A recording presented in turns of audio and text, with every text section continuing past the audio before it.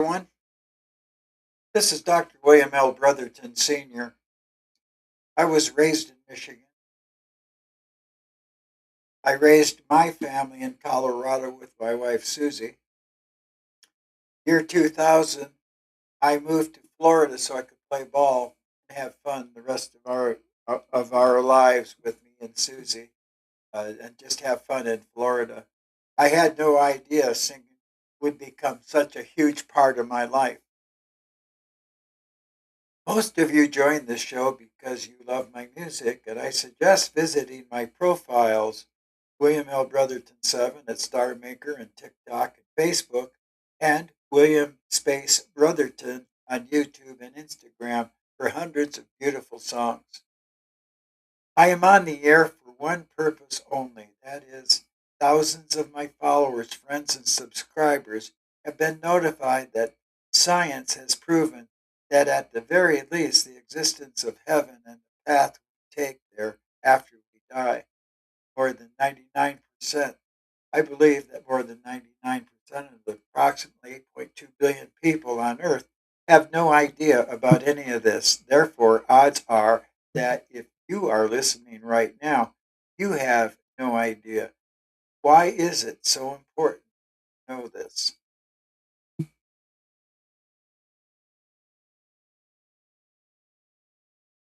struck me about 5 months ago that I was trying to. There's so many people that said they didn't believe in God and stuff.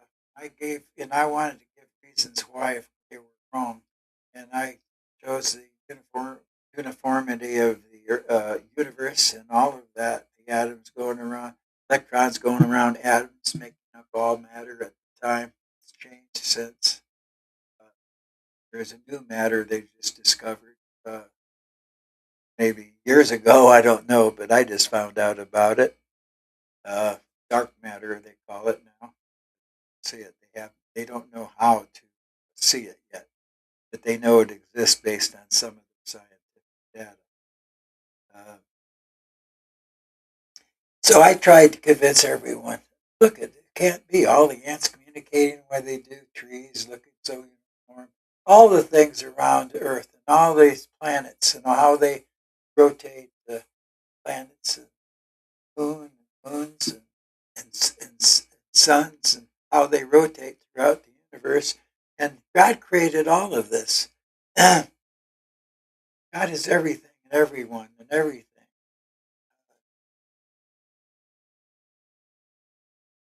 Now, with the advent of near death experiences, we know for sure that heaven exists. Scientific. I found that out about 5 months ago after I started trying to convince about all of that. I checked on Albert Einstein's and his relationship with God and what he said about that. And he said that God exists. There's no doubt about it. That the uniformity of the world, uh, all the things that kind of what I said there. But he said, unlike me, he said there was no relationship with God. But then he didn't have.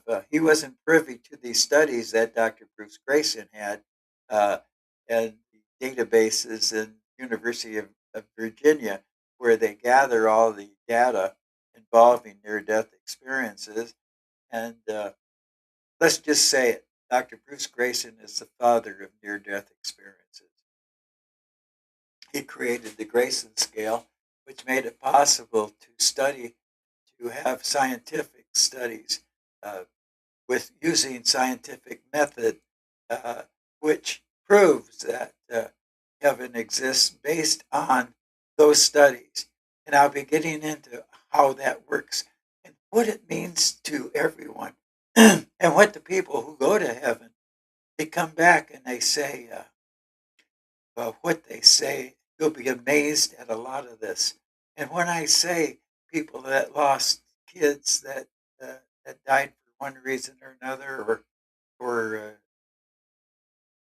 had problems with kids that they couldn't communicate with, and all of that, when the people came back from their near death experiences, they were saying that everyone that is met there in their prime, if there was a miscarriage, the mother and the child would meet, embrace one another, and love one another, even though the baby died in the first trimester. The perception is that that child will be full grown in their prime, and the mother also. And it may be the father. You might want to check that when you say, okay, Google, tell me about near death experiences. And if fathers met with the babies in heaven, you might want to check that. In fact, maybe I just did. Let me see if she's answering. Go ahead, Google.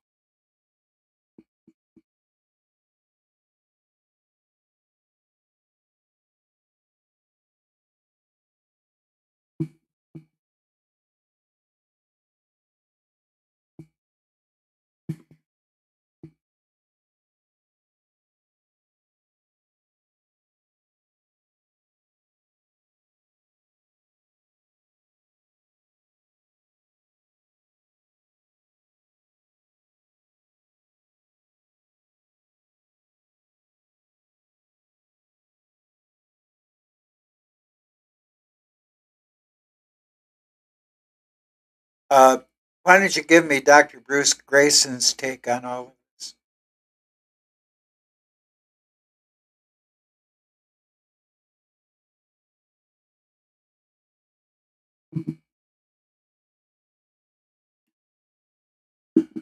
Oh, let's do it here. Uh, yeah, take me to Dr. Bruce Grayson and see if he said anything about the parents of miscarriages or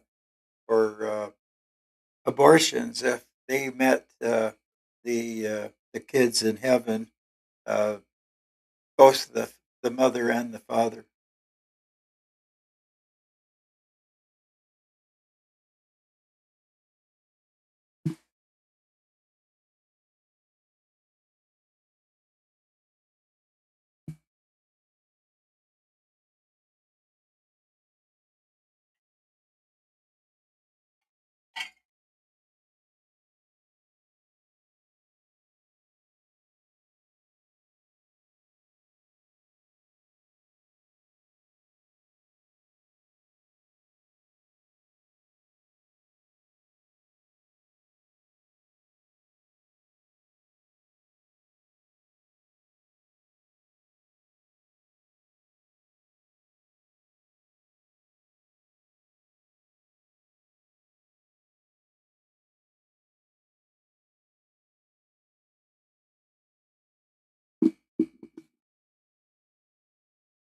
There. See, that's what you need to do. That's what you need to do whenever you have a question about near death experiences. Just do what I just did. Uh, and see, the answer was there. Yes, mothers and fathers confronted babies. Now, when I checked if what was the earliest, uh, the database had people in the mothers and fathers confronting babies who had died in their first trimester. So apparently they already had a spirit. They were, and that spirit went on to heaven, and then they joined that baby in heaven. Uh, what stories? You know, what does a parent feel when they know that the baby's doing just fine in heaven, and the baby's there right now, and the ecstasy and the joy far beyond what people can describe when they come back. It's just too awesome. There aren't words enough. I mean, just an idea that there are colors in heaven that don't exist here, and you wouldn't think that was possible because if you have all the basic colors, you can mix them all in various different ways to make every possible color. Well, it's not true. They're different in heaven. How that's possible, God only knows. But that's why it's so difficult to talk about and find the words for the experience these people had in heaven. Now, if you okay, I'm gonna get into some of the research that will convince you that heaven exists based on the scientific data from Dr. Grayson's research. Let's say one person. Well, let's take my wife Susie. I'm going to read you about. I'm going to. Well, I don't need that. I know it. I wrote it. Uh, in 1960, my wife Susie gave birth to her number uh, two son, which was also Bill Cooper was the father at the time. Bill Cooper passed away years before I met Susie, and they had five children together. And when I met Susie, I fell madly in love. She could have had 20 children. It wouldn't matter. Guys kind of get kind of squirrely when they fall in love, and and and you can't separate us. You know, when we fell in love, we were attached at the hip, her and I, for 40 years after we met in 1975. She had the experience of going to heaven, uh, and at the time, I thought, what a nice dream. I had no idea there was such a thing as near-death experiences, and now I know there are, and uh, I would have really questioned her about what she had tried to get some idea, but so amazing that you couldn't describe the words to it. I describe it. I wish I could have uh, uh, examined that a little bit. But I thought it was a nice dream, so I just went on. I had no idea there's not such a thing as near death experiences. And here's what she said. I went through a dark tunnel. I soared. I left my body and soared through a dark tunnel into a warm, loving light where I embraced the Spirit of God and also confronted, loved, and cherished, and had loved, loved the reunion with loved ones who had passed before uh, I did. And one of them was actually told them that it's not your time yet. You have to get back to your body. And as it turns out, well, let's just finish her story. Uh, and then when she returned, she told the people, this is wow, what an experience. I think she did. She told me. I assume she told everybody, the people at the hospital and stuff about it. Maybe she just told me it's possible. But I thought it was a nice dream. Now, let's say about 10 people are presumed dead. They carry on for minutes, a few minutes, seconds, minutes, and then they're told when they get to heaven to go back to their bodies. During that time, they have experiences from the time they're claimed dead till the time they return to their bodies. At that point in time, uh, that is called a near-death experience, from the initiation of death till the time they go back to the body. They have near-death experiences during that time. And then when they return to the body, then they talk about what it is. Well, now they have studies and things, thanks to Dr. Bruce Grayson. Now there's people all over the world collecting data on near death experiences. And all of the data goes into the University of Virginia's database for near death experiences, led by Dr. Bruce Grayson and others. And, and, and when Dr. Bruce Grayson created the Grayson scale, became a scientific study using scientific method, and it becomes a legitimate study when you use the proper hypothesis and go from there. He created over time 16 different questions he thought pertinent to be able to determine uh, near death experiences, whether they were real or imagined. And as time went by, he thought he would get to the end of it, but things were happening. Like some of his patients as a psychiatrist. He chose to be a psychiatrist because he was challenged by mind type difficulties and diseases and why it works the way it does and how he might be able to help. Like a big part of his practice was suicidal people, where he'd find out, well, why did you commit suicide? And try to get to the bottom of it and then correct that so they wouldn't have the suicidal tendencies. And that was what he wanted to do according to his interviews. And uh,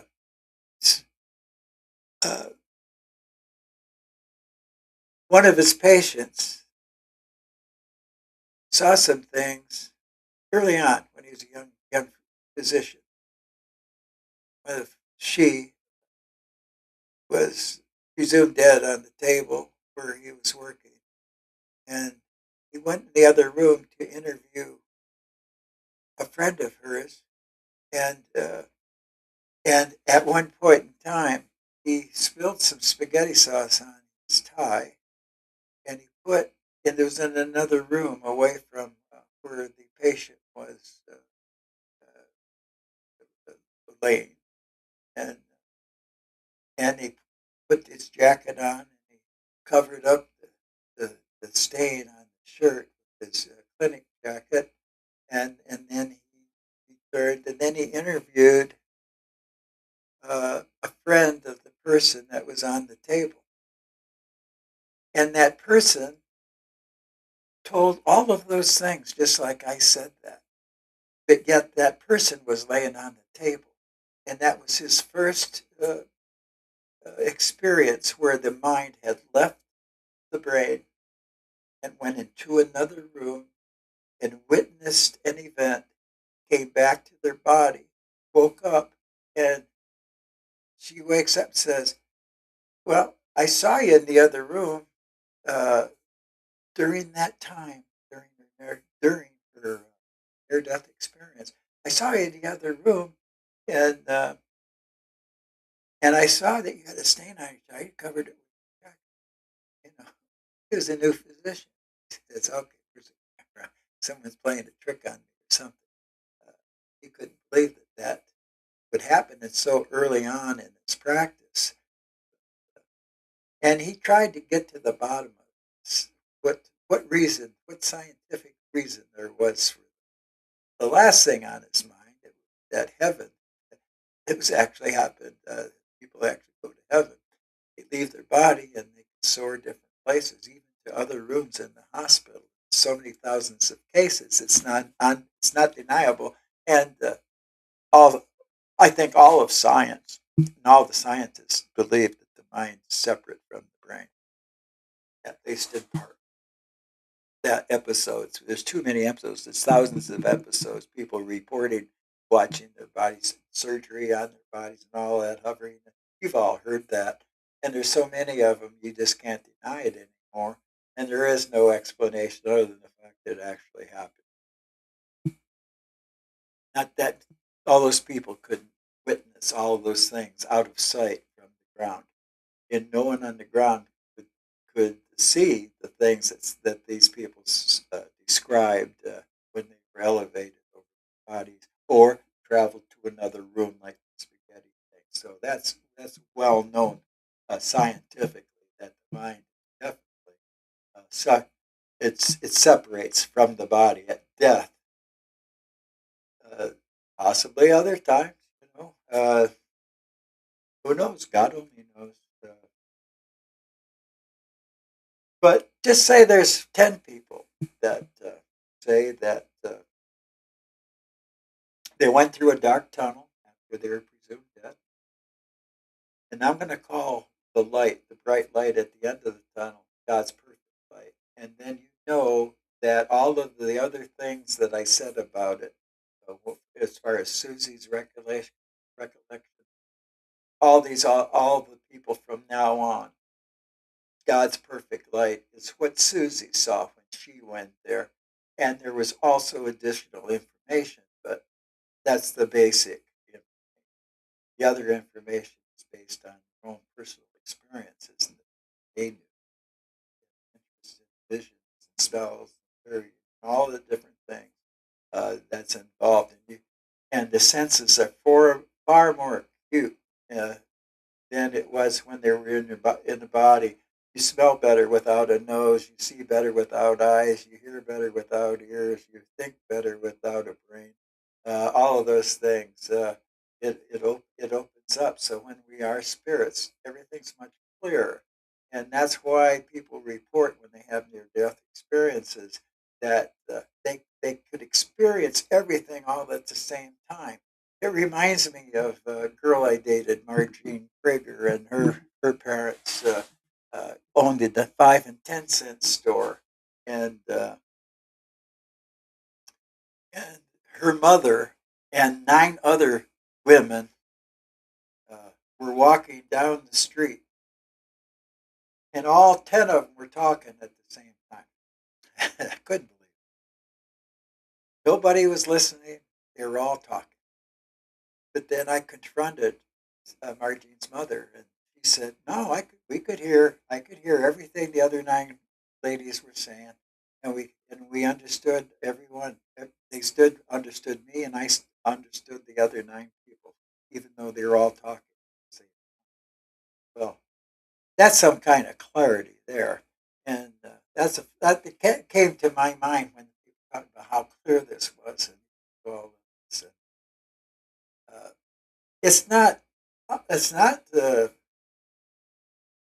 It's understandable that God could have personal relationships with 100 billion people. That's the amount that science says that they project as an estimate of how many people roam the earth since the beginning. Scientists probably didn't include Adam. They did their own scientific data, unless they were unless they were scientists that had a strong belief in the beginning of God and how He created the earth and all that. Because so many of them were atheists and agnostic. Got to prove it to me and all that kind of stuff. So, well, anyway, now let's say we've got several hundred people now that go through the tunnel, go to God's perfect light and have those experiences. Now let's say you have 100,000 for the dark tunnel. Now let's say you have tens of thousands, all of which tunnel God's perfect. How is it possible that tens of thousands of people who don't know any of the other people and didn't even know near death experiences even existed until they actually had one themselves? And that wasn't labeled that then. It was thought of like stuff. As soon as Dr. Grayson and others started to collect data over and over and over again, thousands from around the world, tens of thousands bits of near death experiences. And they find that 79% of the people who say they have a near death experience go through the dark tunnel, go of the bright light, God's perfect light, have all those experiences that I talked about, and then some of their own special to themselves. Uh, Now we're talking into, 2 or 3 people going through that experience. Is How is that possible? The tens of thousands and tens of millions they project worldwide with of the 8.2 billion people on Earth go through their death experience and have that exact 79% of them have that exact same. Dr.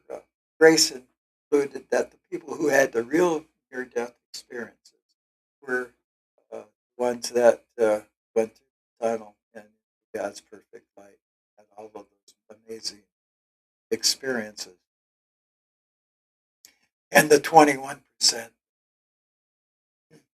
that didn't do that, he felt that they weren't true near death experience people. They were just people that had the dreams and things that scientists tried to write off for the you heard AI is programmed by a scientific mind. That the facts are such that now you're talking about tens of millions of people go through the tunnel, embrace that God's perfect light. It has to be true. It can't be coincidence.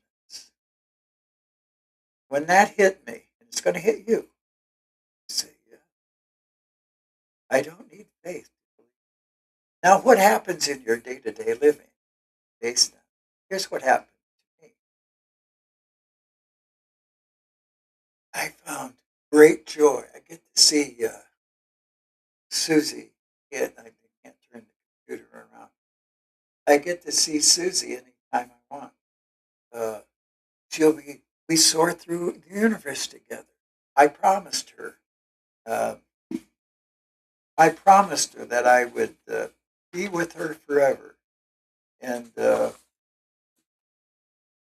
and she said yes. I draw pictures of me helping her onto a bus when we were real old, and then we'd be around that long. And she bought it hook, line, and sinker, and yeah, it was pretty amazing stuff. I tell you. Um, okay, I was gonna sing a song. I can't find the words. Here. Uh, no, it's not there. I was going to sing a song.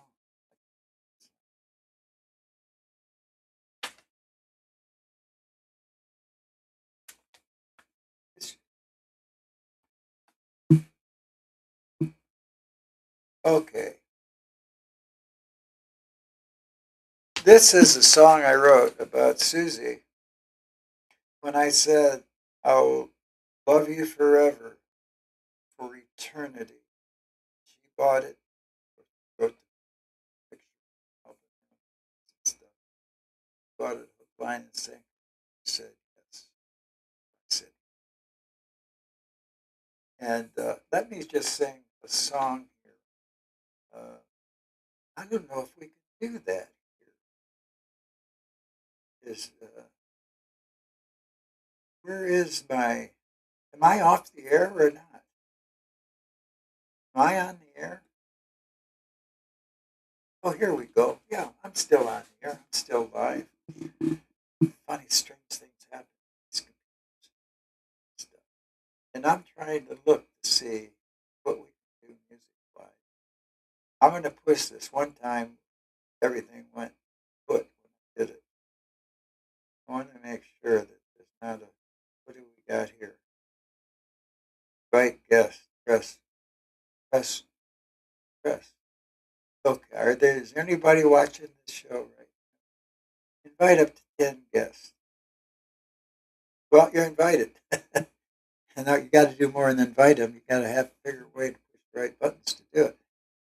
Guests can rebroadcast on their channel. Yeah, by all means. We want, once this strikes you, let's just to give you an idea how important all of this is. Let's take parents that have lost children for one reason or another. They died even before they were born. Been abducted. All kinds of crazy things happen around the world. Fortunately, it's only short. We make up for it in eternity. But how important is it to know that if you've lost children, they're doing great in heaven right now. It's way better there than here by a large. Just can't compare them. You know, in the same way, people can't describe how wonderful it is because there aren't words sufficient enough to do so. They can't describe anything like that. It's just, but heaven is that great. And just take some children. They lost their children and stuff. Children are doing great. They're in heaven. And the ones that had miscarriages. And they appear, parents get there in, uh, in their prime, very healthy, obviously, and all of that. And the parents also, regardless how old they were when they died, uh, when we die, we'll also all be in our prime. So everybody's in their prime and healthy and what have you. And it's not uncomfortable for a grandparent and a grandchild to confront each other at the same age because there's no feeling of that sort of thing there. It's all loving, caring, unconditional love, and all of that. So we know from this that you no longer worry about the kids. Now it's you. You're lonely. You miss them, but you have the knowledge, knowing that you're going to be with them in heaven for eternity. That's that makes this life so much better. It brought so much joy in my life. It struck me that heaven truly exists. That I don't have to depend on my faith. There is no chance I'm wrong anymore. It's a slam dunk at a scientific study. If it was anything but God with the results they've gotten, it would have been a successful study. And absolutely, the end of it was yes, heaven exists. Any other subject, it would be slam dunk. But because of the importance of this and every soul on earth, soul takes a new meaning now because we know it. Souls go on, spirits go on, spiritual heart goes on, spiritual soul goes on. All of that happens in heaven. We know that now because of tens of millions of people who had near death experiences, went through the tunnel into God's perfect light, all of those same experiences. It's common. So we know that. How do we feel now? Now, how about a parent with a kid they could never communicate with? My daughter Cindy works with children.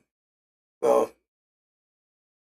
parents hear about Cindy and her special ed training, how she applies it, how she does Helen Keller type stuff where uh, kids can't talk or communicate in any way, but they can see. So teach them sign language to tell her kids. Okay, I assume that's what happens first, and then they introduce the parents to the sign language. Pretty soon, first time in the parent-child relationship, they can communicate. Well, how about all the people that end up spending their whole lives that never do communicate? Now, when they get to heaven, the kid and the parent will be in their prime. Face it, everyone dies sooner or later, and when they do, eternity is there until God decides otherwise. That's all God stuff as to how long it lasts. It was hard to determine how long it lasts by near death experiencers, but up until now, they went back and seen people hundreds of years ago. Some interest there for some reason, and their souls are all in heaven just like we are, and uh, and they communicated with people as far as 400 years ago. You can ask all of that. Say, well, okay, Google. Uh, this is great, isn't it? We got her. We got. What did, according to Bruce Grayson's take on near-death experiences, what did what was the oldest the person that was ever confronted during a near-death experience?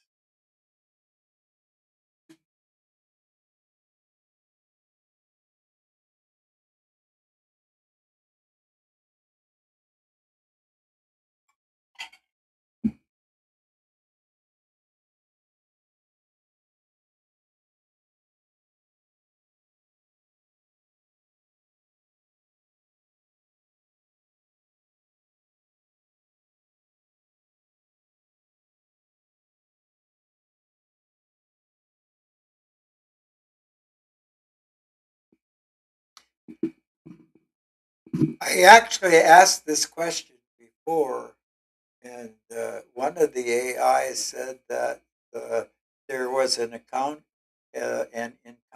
by one of the near-death experiencers with an individual 2 or 300 years old.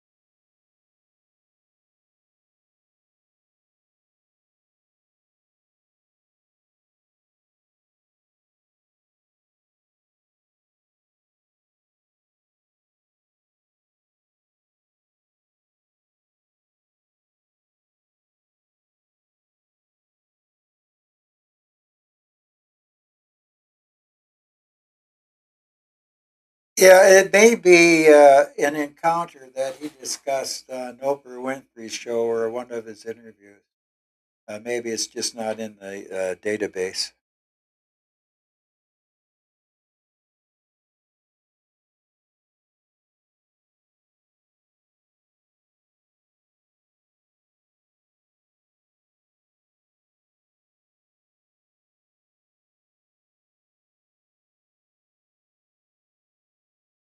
Yeah. Okay, that's enough. Got that. Okay, well, maybe they didn't see him 2 or 300 years ago, but I'm not sure. I knew one of them during my research that it seemed like I had seen that somewhere. I thought that Bruce Grayson didn't do it. Well, and I trust that perhaps I misunderstood what was said. Maybe it doesn't go back. Yes, it does.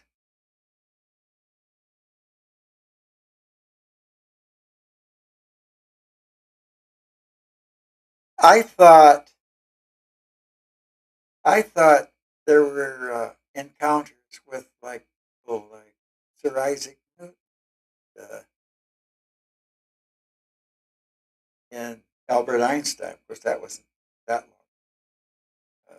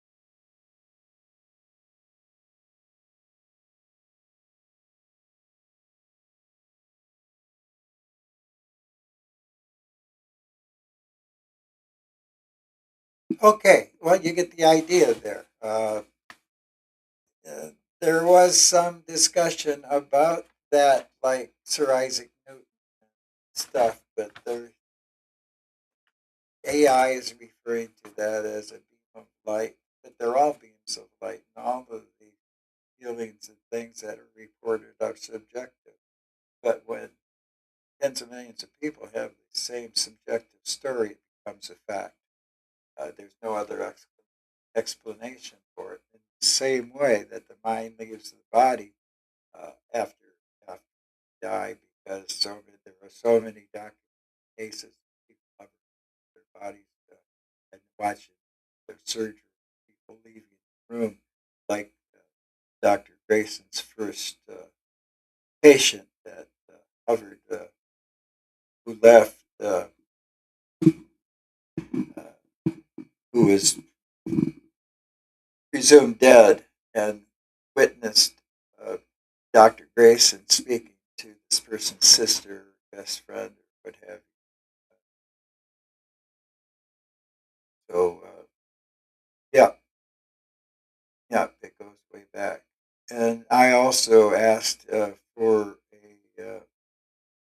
a statement from AI as to what Sir Isaac Newton's relationship with God was. And he had an extensive, and he thought everyone would have personal relationships with God, where uh, Albert Einstein thought that there would be no personal relationship with God. But since the Grayson study, either one of them had access to Grayson study. Now with Grayson study, they would both for sure say, yes, there is a heaven. It's a slam dunk study. And so there. Now, why is this so important? You're missing friends and things. You miss them and stuff. It's not life changing here necessarily, but it's a good feeling. You feel better knowing you can see them all in heaven. Friends you really love dearly and relatives you love so much, and you miss them. But the notion, life is so much easier when you know for sure you're going to see them in heaven. And I want you to, the thing to take from this is the tens of millions of people projected to have near death experiences going through the tunnel and, and into God's perfect light.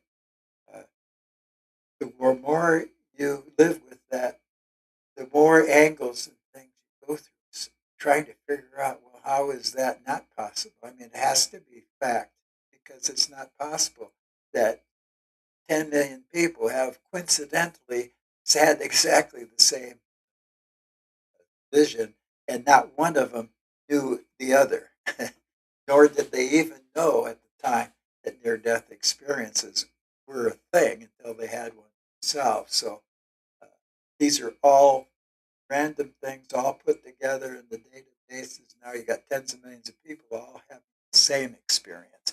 And that's why I understand why Dr. Grayson says, well, those are the people that had the real near death experiences. Okay. Uh, I'm going to share this show to wherever I can send it to. Uh, I don't know if there's anyone, I don't know for sure how to do this yet. I haven't see. Are there any people watching the show? I don't know. Is there a way to send me a message? Or see what I'm going to hit each of these buttons. I might turn this off, but okay. No sound. Okay. No sound. Go to StarMaker. Search William Brothers 7 and join it. We probably have people on StarMaker right now. Come and join them. Well, join Star. Okay. Sound. Oh, there's no sound? You can't hear me?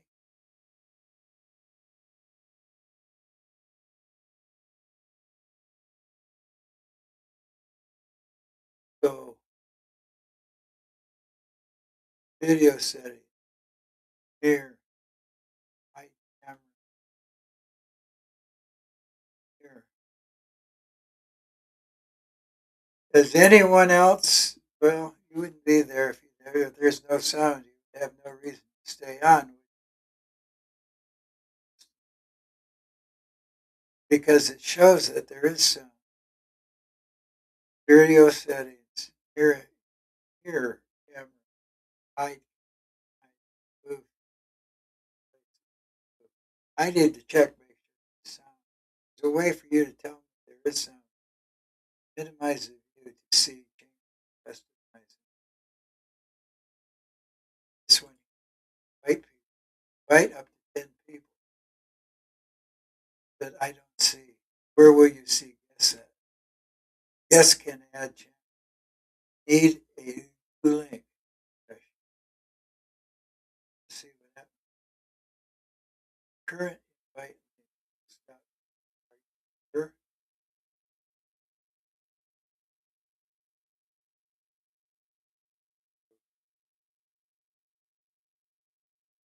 Okay, no sound.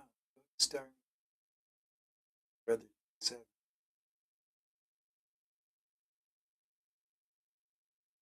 I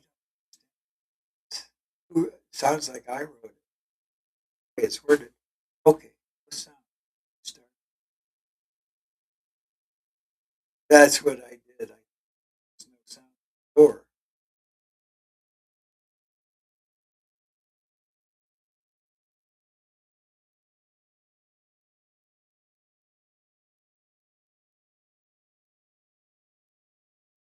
music. Chill down. That's get your music heard. Upload, play. Well, let's do that. Upload, play music. Let's try it. See if it loads. Now,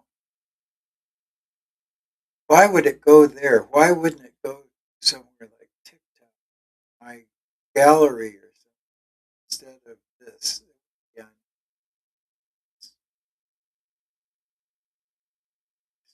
I need to move my profile here. I checked the gallery, and last time I did, see, that's where all my songs are in gallery. But here it says no items match. How about, let's see, maybe I could search upload from mobile. Well, there's the mobile. Upload from mobile. Why don't we try that? See if I can get my songs from. You're learning right with me if there's anyone on the air. It looks like there aren't. Last time I saw that I did this, there were hundreds of people on the air with me. So I don't know. Looks it seems like the microphone is, and it seems like Restream accepted this microphone shows we have a camera. Obviously, see you can't read the sound. It doesn't do anything. Okay, let's see if I can. Now, what I'll do is with the camera.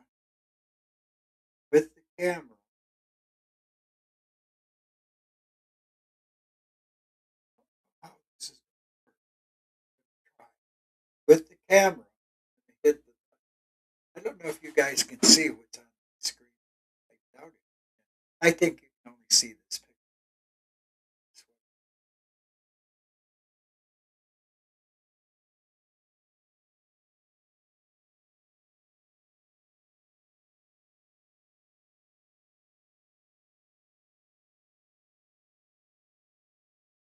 Okay, now it,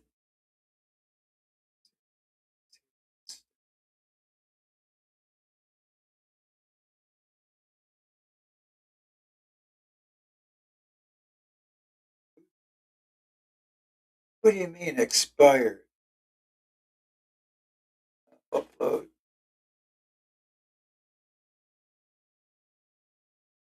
Why would it expire? Well, try it again. Upload.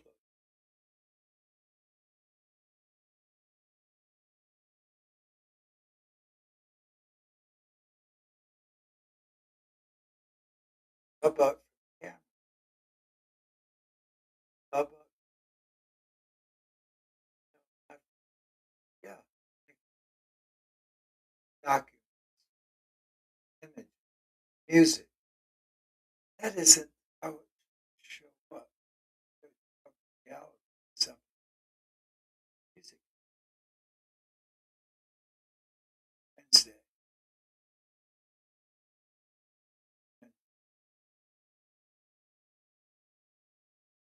That's me live. Yeah. Upload. Upload from mobile. That should do this here. Now, let's see if I can upload mobile. There.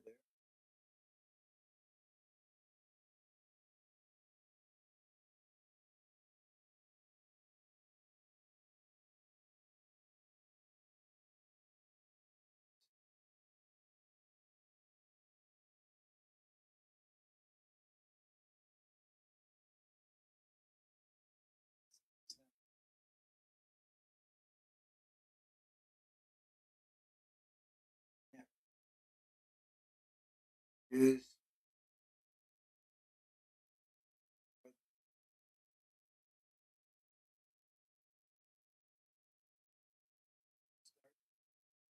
Upload your.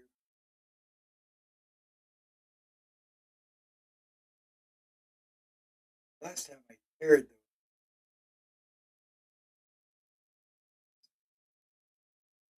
micro.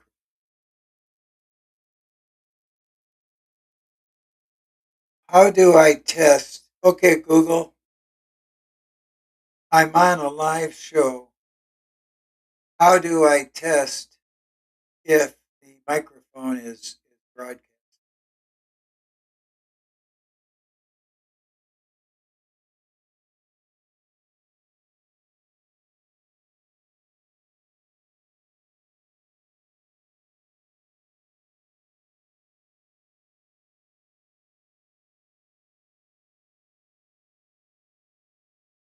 Well, how do you check the levels? I don't see a place that shows the thing vibrate. I know what you mean. Oh, oh, I see. I didn't have a thing. Still streaming, apparently. I don't think you can tell whether I'm still streaming. Where would I find the sound? Here's the sound. Well, yeah, it's got, see, there's a green light. See, as I talk, yeah, as I talk, you can see the green light uh, coming from the microphone, which would indicate that I'm actually I'm creating sound.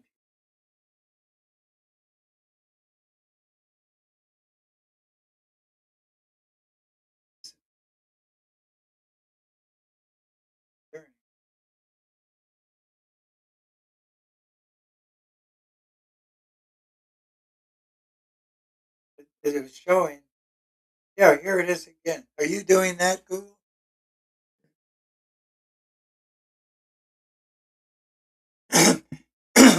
I see the in the right side of the V stream where it shows the microphone, and as I speak, a green light goes off to the right, and if I talk real loud, then the green mic, uh, the green light will go farther down, indicating that there is sound.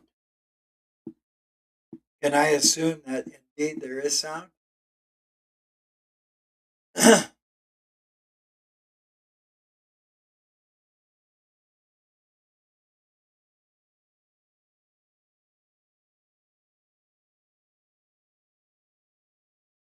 Do you have any idea how I can invite guests? I don't. I'm assuming there is absolutely no one listening because I see no indicator that anyone listening.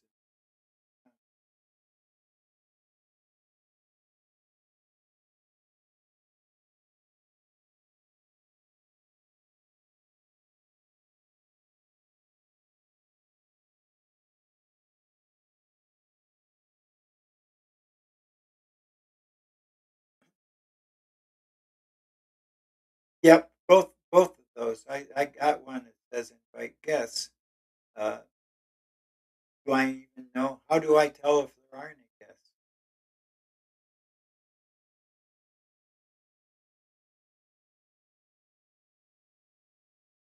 Okay, so then probably no one is on the air. I did the whole program because I want to apparently no one has passed by. I didn't advertise it. I just got the microphone, so I was just doing this as a test to see if it works. And now it works. So I can actually stream all over the place. But I think I can copy, send it. I think that's what I'll do. When I think as soon as I end stream, it gives me that option to find out. Well, while you're on the air, I'm going to end the stream. I'm assuming there's no one listening. Copy, invite, invite.